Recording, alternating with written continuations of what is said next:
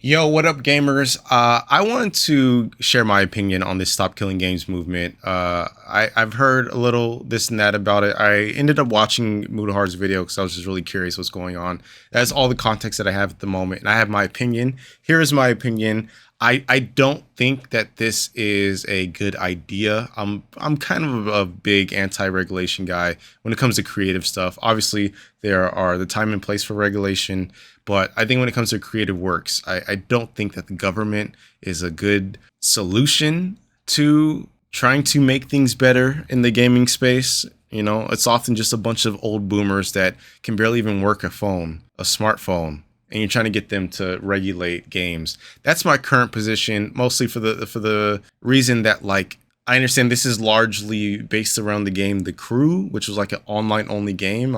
I think that it marketed itself as such, and servers cost money, man. As myself, I've been developing games for almost 20 years now. I'm actually in the middle of pulling my teeth out trying to add online to my own game. So I do sympathize with the complexity that is running an online game. And that's kind of where my position is. But to be fair, I don't really know what the initial movement creator is putting forward, his reasonings behind it. I just know hearsay. So what I'm going to do today is just go to the website and just read a lot of the information on the website. And maybe my opinion will change. But let's get into it. All right. So this site is dedicated to the real world action on ending the practice of publishers destroying video games they have sold to customers. Right off the bat, I challenge this. This sounds very like the companies are intentional. They're very predatory and like we have this objective, this goal to destroy video games, if you will. And I just don't feel that's the case. But we'll get into it. We'll get into it. An increasing number of video games are sold as goods, but designed to be completely unplayable for everyone as soon as support ends. Again, this verbiage is so strong. It's really strong. Designed to be completely unplayable. Like, you don't have to add completely here. That seems very loaded. Designed to be completely unplayable for everyone as soon as support ends. And how true even is that, right? Like, anyways.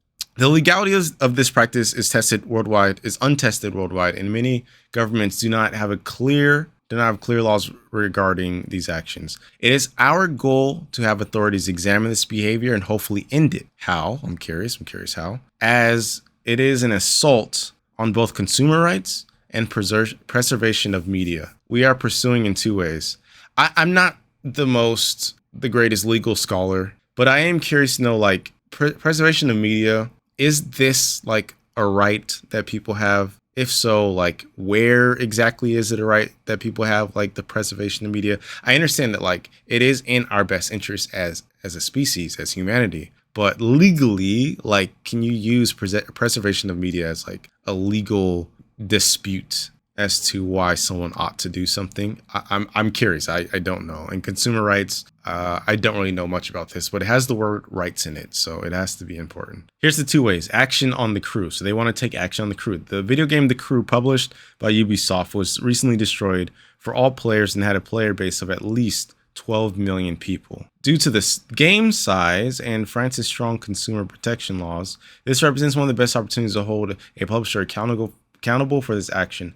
If we are successful in charges being pressed against Ubisoft, this can have a ripple effect on video games industry to prevent publishers from destroying more games. I'm really curious on how this is the case. How can you have a ripple effect on video games if that is successful? I assume there's like one of two ways.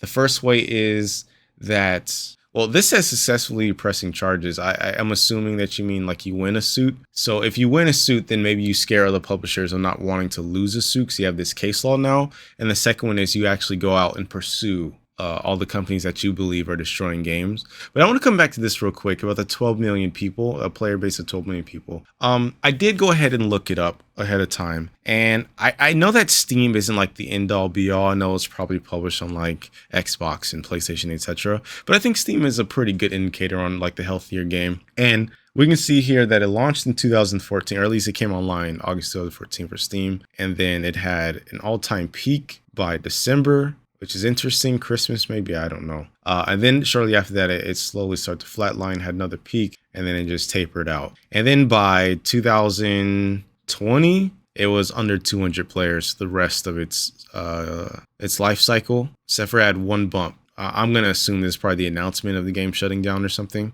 But as I look at this, I'm just like, I understand servers are not cheap, you know? And I don't know what their monetization strategy was. I don't know if they were selling like car skins or whatever the case is, but like 70, 100 people playing your game, you're selling skins. It's like you're gonna have a 1% conversion rate on that. It doesn't look good. Like, I look at this and I understand why the game was shut down, but let's continue. So the second way they're pursuing what exactly is to end the behavior is government petitioning. Okay. Official government petitions have been introduced to prohibit the practice of intentionally rendering commercial video games inoperable when support ends. Petitions for the UK, Canada, Australia, and now the EU have been opened. Okay. Some have since closed, but we're still waiting on response for governments. The European Citizens Initiative in particular will be open for 1 year and could be the most powerful of all of these. Please sign. Okay. I mean, look, I understand it. I understand. Like, it's my understanding that this is not like a powerful group of people with like a bunch of money where they can like bring forth all these lawsuits. So, you know, if petitioning's all you got, it's all you got. I understand. I get it. But obviously petitions is like not something that really moves the needle all that much, but it is like a stepping stone to potentially move the needle. So I get it. We're going to go to the fact page and just read some of the questions here. I don't want to make this video too long. I just want to get like a basic understanding of like the argumentation and then see if my opinion changes or not. How are publishers destroying video games? I think I have a good understanding on that. How is this campaign going to save video games? Yeah, how is it going to save? If companies face penalties for destroying copies of games they have sold, this is very likely to start curbing this behavior. If a company is forced to allow customers to retain their games, even in one country, implementing those fixes worldwide becomes a trivial issue for them. That's assuming that they will decide to just stop selling that game in that country or not. Or if they find loopholes, like, you have to understand, man, these companies have hundreds of employees on payroll that their only job is like to figure out how to get through loopholes like this. So if destroying a game you paid for became illegal in France, companies that have patched the game will likely apply the same patch to the games worldwide. Again, that's assuming that, you know, games don't go down the route of, we're just not going to sell the game in France. Like, it's possible. As you know, gaming industry is very greedy these days, and that's very much a possibility. If it's cheaper to just say, hey, we're not selling this in France, versus, hey, we're going to have this whole like sub development team develop this whole new experience that supports the game when it's no longer support, or that allows you to play the game when it's no longer supported. If that's cheaper, they just say we're not selling in France. Capitalism, baby. Do the math. An apology to this process, analogy to this process is how the ACCC in Australia forced Valve to offer refunds on Steam. So Valve ended up offering them to people worldwide as a result. Yeah, again, I think there's a lot of math questions that I have here, but let's move on. Aren't you asking companies to support games forever? Isn't that realistic? No, we're not asking that at all. We're in favor of publishers ending support for a game whenever they choose. Okay, interesting. What we are asking for is that they implement an end-of-life plan to modify or patch the game so that it can run on customer systems with no further support from the company being necessary. We agree it is unrealistic to expect companies to support games indefinitely and do not advocate for that in any way. I mean, you do advocate for that in some way though, right? Like, isn't that the whole point of this? Additionally, there are already real-world examples of online. Okay, I don't really know any of these games. Maybe another video, if you guys want, I can look into them. But I have some commentary here. Again, my biggest point with my position is that these things cost money. Like, this is not free. Games are really expensive, especially nowadays, as like graphic engines require 4K textures and X, Y, and Z, this and that. Games are really expensive. And when you talk about a game like The Crew, I've never played The Crew, but if they had like licensed vehicles and whatnot,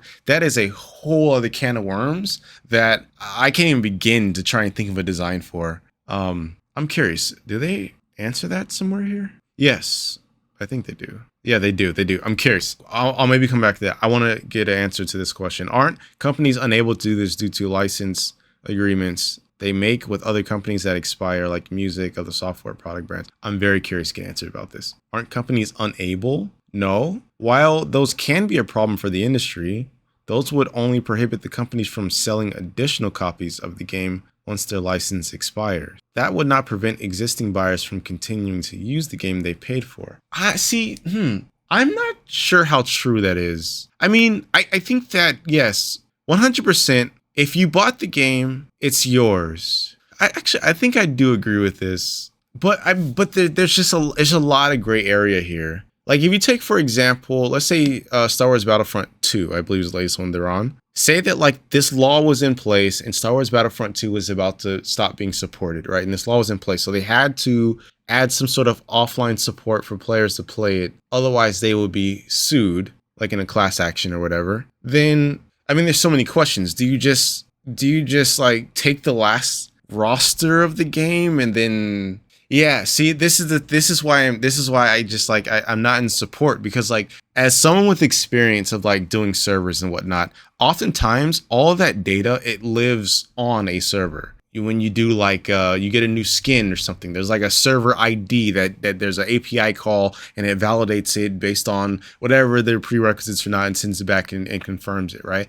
And essentially, if you have a game like The Crew that's over 10 years old, I don't really know the design of The Crew, but let's sub that out with Star Wars Battlefront 2. You then have to like design a whole new system where that entire thing works offline, or you have to give up your intellectual property of the server IP, the server code and whatnot to someone else. And then the question is like, well, now that someone has control over the server and the client, can they then patch in like new characters that were never added to the game? Can they patch in old characters that maybe the license has expired? Like there's just so many like gray area here that I just don't see it as something that's realistic. And then on top of that, it's like you have Star Wars Battlefront 2 that's no longer supported. The law states that you must add some sort of post-life support, so then you do, but then next thing you know, people are adding like characters into Star Wars that they don't have the license for anymore, and now Disney is getting upset because EA owns this game, and now this game has this viral clip of this character that's not supposed to be in the game. Now EA has to spend their money to go and pay lawyers to go and sue the market. It's just like, it just sounds like it's a huge mess. And I hate that I'm like pro corporation here. I hate that, but I know logistically speaking, it just doesn't sound like a good solution to this problem so far. But let's continue. This is another good one. Wouldn't what you're asking for force companies to give up its intellectual property rights? Isn't that unreasonable? No, we would not require the company to give up any of its intellectual property rights, simply to allow players who purchase the game to continue running it. In no way would that involve the publisher forfeiting any intellectual property rights. So here's the thing. Here's my understanding on the matter. I think that like both of these answers are correct. I think there is definitely a way where you can build a game. I don't know if that's possible, because you can easily deobfuscate the server and get to town. Wouldn't what you're asking ban online only games? No, not at all. In fact, nothing we're seeking would interfere with any business activity whatsoever. Wait, what? Business activity? What? Do you not consider like 12 months of designing, like pre-production, as business activity? I mean, while the game was being actively supported, the regulations we are seeking would only apply when companies decided to end support for games. So this is the first time I'm seeing the word regulation. Before, I was kind of on board with it for the most part, because it seemed like it was targeted to like some of the bigger companies. But like when you get into actual, like you want to regulate this into law,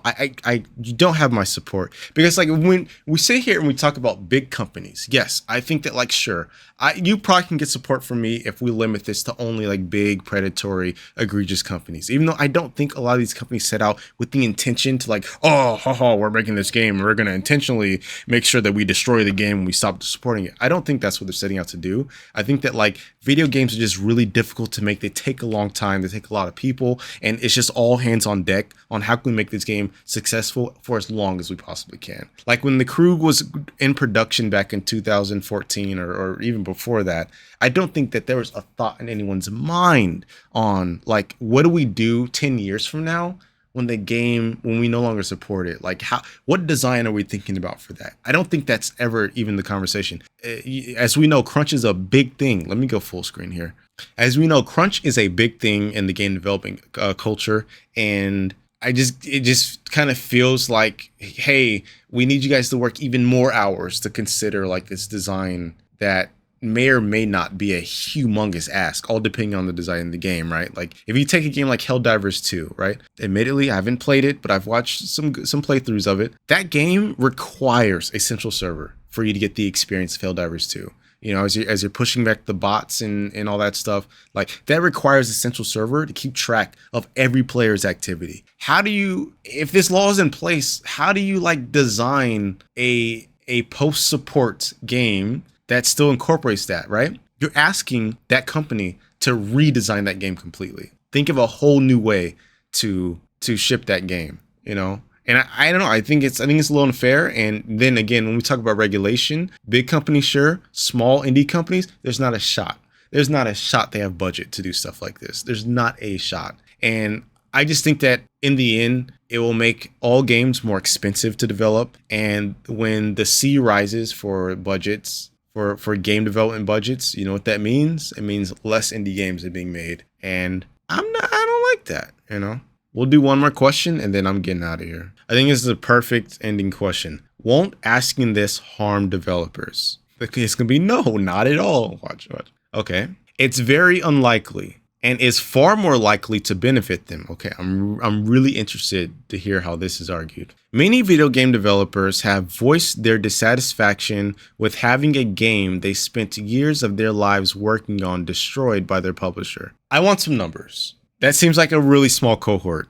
Because first of all, out of all the games that are made, only a select few get a publisher to begin with. So I would like some numbers on this. Being powerless to stop it. But having laws requiring the game to function, it would help their work and legacy endure. What? It is possible for a small number of developers. It is possible a small number of developers could find new requirements problematic if they were unprepared for them. But we anticipate, if implemented, there would be a significant lead-in time, giving developers time to prepare for these changes. I will say, the answer to this question has made me double down on my position that I am not for this. I'm gonna be honest. I'm gonna be as gentle as kind as I can. I understand the objective. I understand the goal. I understand the desire and the intention behind it. But I do think it's very ill-informed. It very much reads like a disgruntled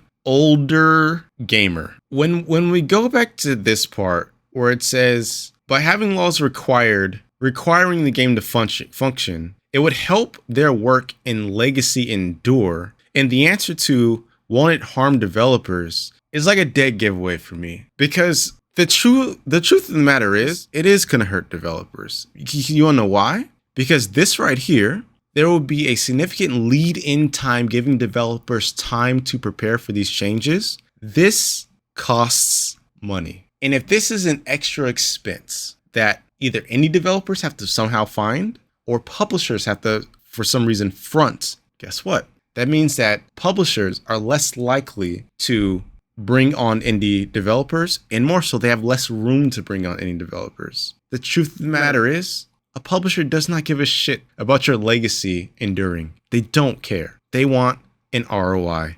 And again, I get it. I understand it. I'm in support of the intention, but like when push comes to shove and we put this up against the real world, I think it's ill prepared. I think it needs to go back to the drawing board and get some more like research stats and statistics behind it, and come back with like a potentially like actual good solution to this issue. And if you ask me, I would say scope it. I believe Thor Pirate Software also had this conclusion. I think you really need to scope like who you're after with this, because like this large like brushstroke, I think you're not really thinking about like all the people that this could affect if this were regulation, which just seems like is the goal. And that's my opinion. Listen, it is what it is. Keep killing games. I'm sorry.